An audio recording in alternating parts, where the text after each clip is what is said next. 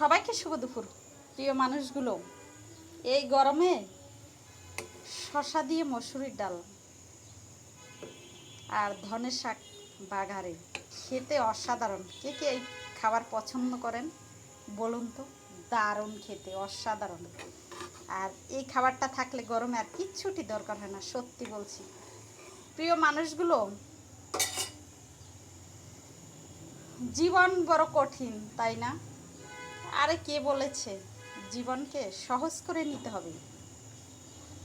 সুখ তো সব নিজের মধ্যেই। আপনার যা আছে, রূপ, গুণ, ক্ষমতা, ঐশ্বর্য, সব কিছু নিয়ে আপনি সুখে থাকবেন, দেখবেন তাহলেই আপনি প্রকৃত সুখী। তো সবাই ভালো থাকবেন, বিশেষ করে প্রবাসী মানুষগুলো এসব খাবার খাবেন, দারুণ খেতে। সবাইকে নমস্কার, ভালো থাকবেন।